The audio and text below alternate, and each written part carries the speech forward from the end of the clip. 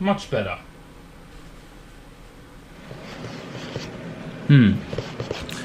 That's a lot better.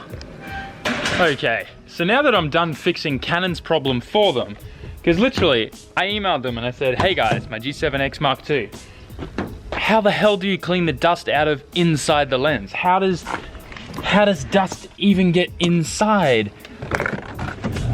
a sealed camera lens? And they're like, oh, sorry, there's nothing we can do. Even if you did send it to us to be serviced and repaired, we still couldn't get in there and clean it out. We would just recommend that you buy a brand new refurbished unit. And I was literally like, the hell? This is such a great camera, yet I feel like Canon really dropped the ball there and didn't seal the lens properly. So anyways, I fixed it. I did a bit of research online and it seems like everyone just drills 2 holes, did the same method I did. But I didn't have any Q-tips, so I just used the air thing and that worked brilliantly, actually.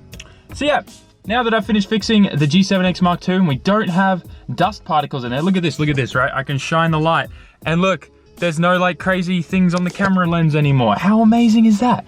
Anyways, we need to go to Nissan and get the spark plugs we ordered yesterday. Plus I'm gonna get some exhaust studs and nuts and bolts and things like that, and a new exhaust manifold gasket from them, because I am gonna put that new housing on. Whether it's today or tomorrow, it's gonna happen, and I'm gonna do a road tune and we're gonna get this car running on the smaller housing before the cams come, because I wanna know the difference. Second thing, I need to pay my fine. I need to literally like, oh man, it's hurting so bad. So I did the math. Turns out that this fine, it's 80,000 yen, right? Which currently, if $100 Australian is, $140 Australian is 10,000 yen. So that's a $1,200 fine it's costing me. Ouch. So we're gonna go pay the fine, hand the money over. I'm gonna cry a little bit because that was some hard-earned money. On that note, guys, 2 for the price of 1 crab rave sticker. Every 1 crab rave sticker you buy in the online store, link in the description, you'll get 2 stickers, and they're only 500 yen with free shipping. Can't complain. Help a brother out. Also, if you're not subscribed to SAMMIT Live, go do it now, link in the description, but make sure you watch the video to the end before you do that. Blah, blah, blah, blah, blah. Longest intro in the world, let's get to the Nissan parts store. All right, so I'm at the Nissan parts store, got my new spark plugs. I did order some more things. I spent a bit of money on nuts and bolts and things like that. So they're all brand new studs, all brand new bolts and washers for the exhaust manifold. Very important, these are a serviceable item. They're meant to be changed every 100,000 kilometers. And that's why studs break off and things like that. And then I also got a new exhaust manifold gasket as well, because mine's kind of leaking. So I'm gonna sort all that out. As well, if my manifold is warped, instead of paying someone to machine it flat, I'm just gonna buy a new one, because I can get them brand new for $150 from Nissan. Brand new, factory manifold, exhaust manifold. Like, that's so cheap, and they're in stock. So I was like mind blown. I'm like, oh, maybe I should just buy it now, but I was kind of like, no. So let's head home, put the new plugs in and go for a rip. I'm actually really excited about pulling everything down in the engine bay and tidying a bunch of stuff up. I'm gonna probably also paint the rocker covers black and get that all kind of like looking nice and stealthy in the engine bay too. Anyways, let's get to it. So just got home and I'm gonna put the new plugs in, but I've been umming and erring about it because 1, everything's hot and it needs to cool down, but 2, I'm kind of like, man, tomorrow I'm taking everything off anyways, because I'm taking the exhaust manifold off, fixing broken studs and new turbo rear housing and things like that. Like, should I just do it all on the same time? But no, I'm not going to be lazy. I'm going to do it.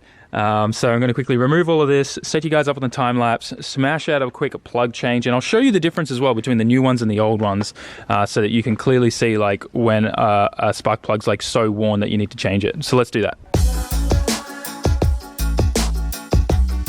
Okay, so I've got an old and a new spark plug here. Now, to get the camera to focus, put my hand up here, and then we'll hold these bad boys right here. Come on, any moment now, camera. You can do it. I believe in you. There we go. Cool. So old versus new. Now, if you can't tell, the old one actually has a much bigger gap than the newer one. It's hard to see the newer tip because it's brand new and it's super thin. Now, these are Iridian tips, and this is a genuine one from Nissan. The reason why I went with a genuine one from Nissan, it was about $90 and they're pre-gapped perfect. So went with that option. I don't have a gapping tool yet, but I will get one because next time I change plugs, I want to just go to standard copper ones. The reason for that is if ever you need to change your plugs, if you're running rich or having any issues and you foul up your plugs, it's cheap to just replace all of them. You're not dealing with, you know, iridium issues. So the sucky thing with iridium as well is unless you buy direct from like Nissan OEM, there's really no way for you to know if you have genuine iridium plugs. There are so many fake copies out there from China that aren't real iridium. In fact, I think I saw a video once where someone tested it and it was like aluminium tipped instead of iridium from like, and it looked identical to a genuine Bosch iridium tipped one, but it was a fake China copy one. So that's why you never buy iridium spark plugs at all from eBay or online or anything like that unless you're getting them directly from like a car manufacturer like Nissan OEM dealers themselves. Anyways, enough talk about crappy iridium plugs. These are genuine, so I got nothing to worry about. Let's put the new ones in and then go for a little bit of a rip. Taking all this off is making me really excited for tomorrow's job, which is new turbo rear housing. Anyways, let's go.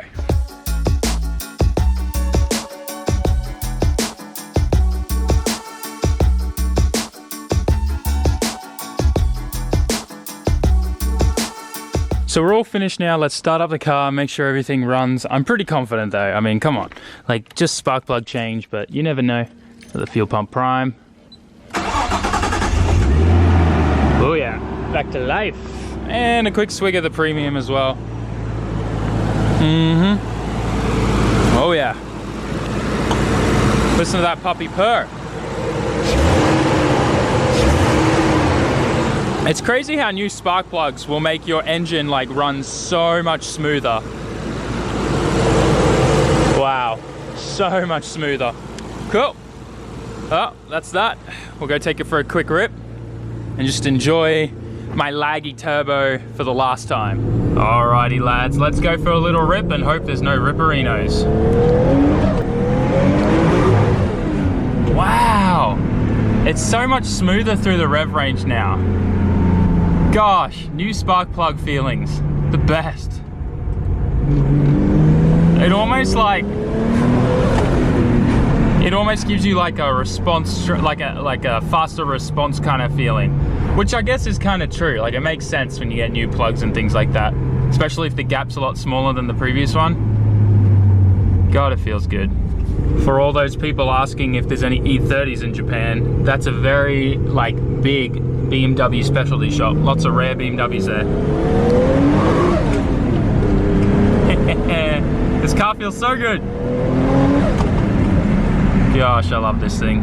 Okay, so I hope you guys enjoyed this video. I know it was kind of just like something super simple like changing plugs, but remember, even if you guys know how to change plugs, that doesn't mean everyone else watching does as well. So I think it's an important video, especially for young people starting out, getting into cars, you know, whether they're changing spark plugs for the first time or want to know what to do for the first time. Definitely check your plugs. Definitely get some new ones in there. It is a noticeable difference that you will feel. You will feel like more response coming back to your throttle, as well as like in NA cars, non-turbo cars. You feel it way more, I feel, than in a turbo car.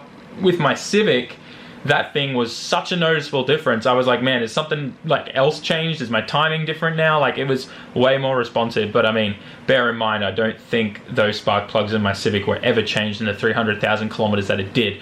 The gap was like 5 mil instead of 1. It was pretty brutal.